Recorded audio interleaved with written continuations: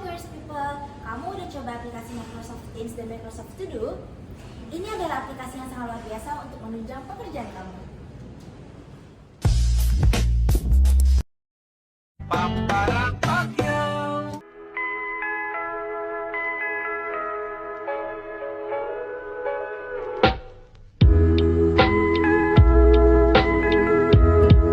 Kalian tahu nggak sih, apa itu Microsoft Teams? Microsoft Teams adalah hubungan digital bagi sebuah tim.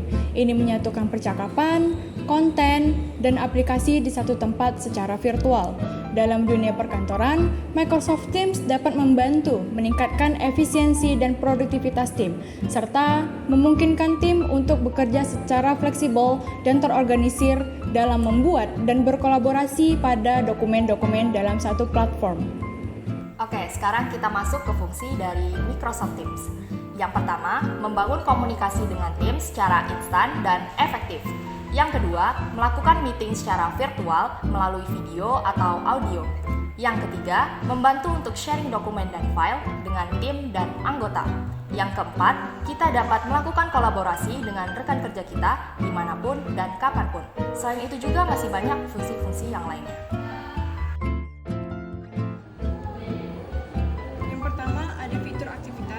Fitur aktivitas di Microsoft Teams, pengguna dapat memungkinkan untuk mengetahui aktivitas terkini yang terjadi dalam tim atau channel tertentu, sehingga memudahkan pengguna untuk mengikuti perkembangan proyek atau tugas yang sedang dikerjakan oleh tim.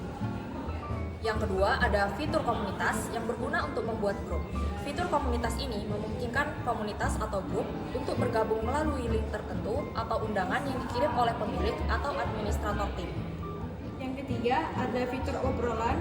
Fitur obrolan pada Microsoft Teams digunakan sebagai alat komunikasi antar anggota tim, di mana pengguna dapat mengirim pesan satu-satu atau dalam kelompok kepada anggota tim. Fitur ini memungkinkan pengguna untuk berkomunikasi secara real-time, sehingga memudahkan koordinasi dan kolaborasi dalam tim. Yang keempat, ada fitur kalender yang berguna untuk menyusun jadwal kegiatan sesuai kalender. Oke, sekarang kita masuk ke tutorial obrolan, kalender, dan rapat dalam Microsoft Teams. Yang pertama yang akan saya bahas itu adalah tutorial obrolan. Jadi kalau misalnya kita mau mulai chat dengan orang, kita tinggal klik yang ada tulisan cari orang menurut nama, email, atau nomor telepon. Nah, ini kita klik, lalu kita ketikkan nama orang yang ingin kita chat. Nih, misalnya saya pilih Sri Wahyuni. Kita klik, dan nantinya akan terbuka room chatnya. Di sini selain ada fitur chat, kita juga bisa klik format ini. Ini untuk mengedit tulisan. Kalau misalnya kita familiar dengan Microsoft Word, kita bisa edit tulisannya menjadi bold, italic, atau underline segala macam. Nah, sekarang kita coba untuk mengirim chat ya. Kita ketikkan, halo Sri Wahyuni.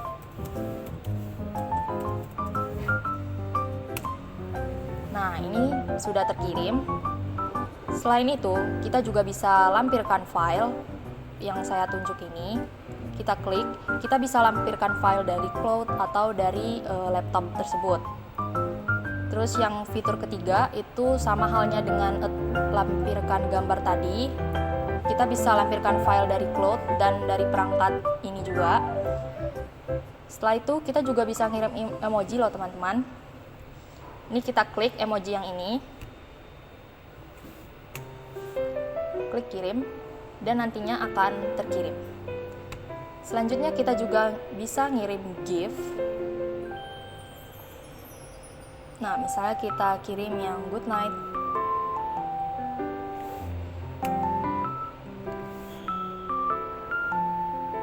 Nah, ini berarti sudah terkirim ya teman-teman. Selanjutnya, pada fitur chat ini juga bisa tambahkan peserta atau orang ke dalam chat ini. Kita bisa kirim link chatnya melalui tautan ke obrolan, lalu juga bisa nambahkan orang. Tapi karena di sini temannya cuma Sri Wahyuni, jadinya kita tidak bisa mengundang orang lain ya.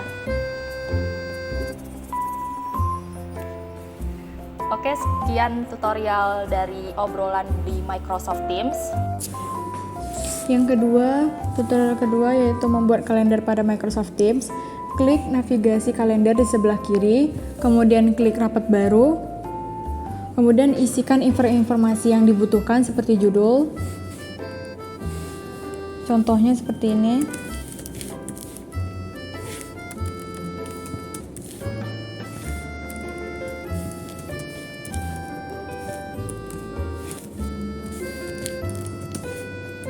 Kemudian masukkan orang-orang siapa saja yang bisa mengikuti rapat, minimal 1 orang. Bisa masukkan dari nama, email, ataupun nomor telepon. Kemudian, kapan pelaksanaan rapat itu bisa dimasukkan, misalnya di tanggal 12 pada jam 2 hingga 2.30. Kemudian, kapan saja rapat dilaksanakan, di sini banyak. Ada tidak berulang, tiap hari kerja, harian, mingguan, bulanan, tahunan, ataupun custom.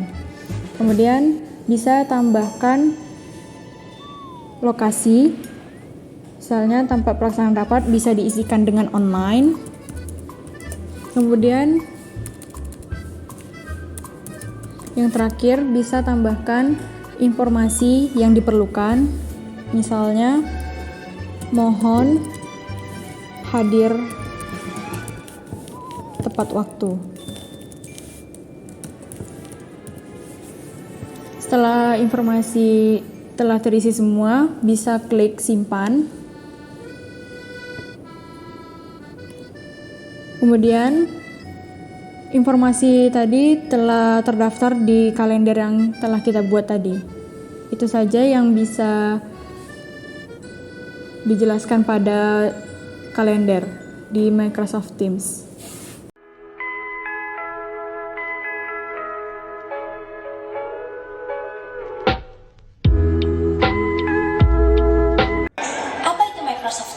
Microsoft To Do adalah aplikasi manajemen tugas pribadi yang memberdayakan pengguna untuk bisa memanage dan memfokuskan pada hal-hal yang perlu dilakukan. Microsoft To Do juga bisa membantu kamu untuk bisa mengetahui pekerjaan mana saja yang perlu dilakukan sehingga pekerjaan kamu jadi lebih rapi. Selanjutnya yaitu fungsi dari Microsoft To Do. Fungsi dari aplikasi ini dapat membuat list sederhana berdasarkan kegiatan sekolah, pekerjaan, dan kegiatan-kegiatan lainnya. Selanjutnya yaitu fitur-fitur dari aplikasi ini, yaitu dapat menyusun kegiatan kamu berdasarkan alfabet, tenggat waktu, waktu pembuatan, dan my day atau hariku. Fitur-fitur yang ada pada Microsoft To Do. Yang pertama, hari saya. Di sini teman-teman bisa menambahkan kegiatan-kegiatan apa saja yang teman-teman lakukan pada hari itu. Contoh pertama,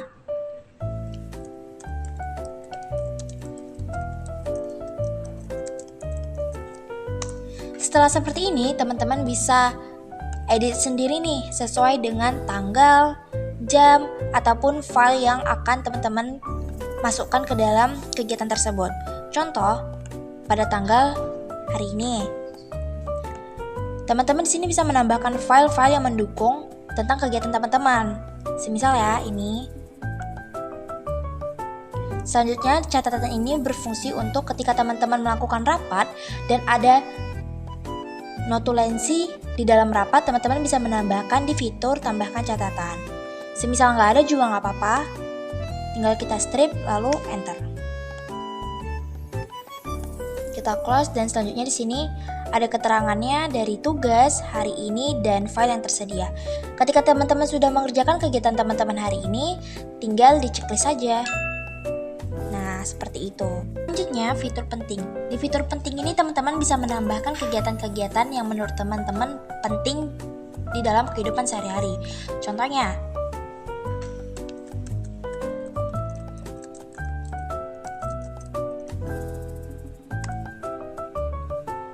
seperti biasa, ketika teman-teman sudah menambahkan kegiatannya, teman-teman bisa edit sendiri nih, sesuai dengan hari, tanggal, jam, ataupun file dan catatan yang mendukung pada kegiatan teman-teman hari itu.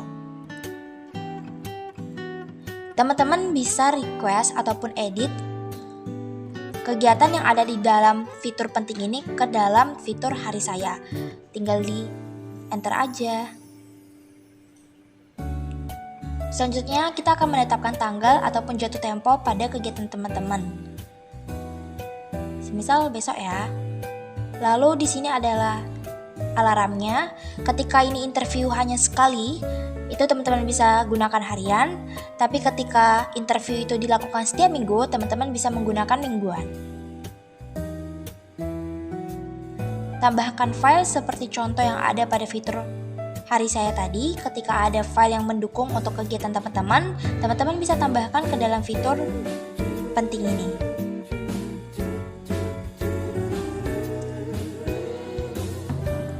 Selanjutnya, catatan.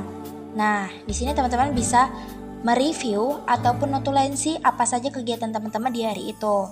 Semisal